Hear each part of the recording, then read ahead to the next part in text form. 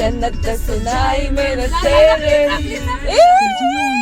ही reaction का होती हे तुम्हाला पुढे सांगते, पण बघा कालच्या व्हिडिओमध्ये सांगितलं होतं की आम्ही कार रेंटने घेतली होती. तिथून आम्ही गेलो होतो. सपाडू नावाचं एक प्लेस आहे जिथे साऊथ इंडियन मील्स मिळतात. लिटरली इतके भारी भारी ते मील्स अवेलेबल होते. इथली वाईब जी होती ना, अगदी असं वाटत होतं की आम्ही घरातच बसलोय. 4 वेगवेगळे मील्स आम्ही ऑर्डर केले होते. जितके युनिक टेस्ट होती आणि तितकेच भारीसुद्धा लागत होते. आम्हाला भूकसुद्धा प्रचंड लागली होती, सो आम्ही असं तुटून पडलो होतो त्याच्यावरती.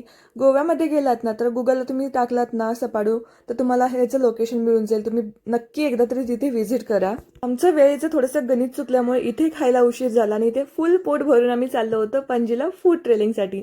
सोल ट्रॅव्हलिंग नावाची कंपनी आहे, त्यांच्या थ्रू हे अरेंज केलं होतं. पणजीमधील फूडशी रिलेटेड असे रेस्टॉरंट्स आणि कॅफे जे खूप प्रसिद्ध आहेत तिथे ते आम्हाला घेऊन गेले होते. जवळजवळ 5-6 ठिकाणं तरी त्यांनी आम्हाला फिरवली आणि प्रत्येक ठिकाणी त्या पदार्थांमध्ये कोणते घटक आहेत हे सुद्धा ओळखायला लावलं आणि खूप मजा आली तिथे. या चर्चची हिस्ट्री सुद्धा सविस्तर त्यांनी आम्हाला सांगितली. थके हारे लोग जा रहे हैं वापस अपने कार के पास.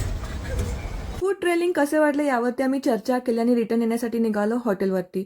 येताना वाटेत एक असं चढाव होता जिथे टर्न सुद्धा होता आणि आमची गाडी बंद पडली.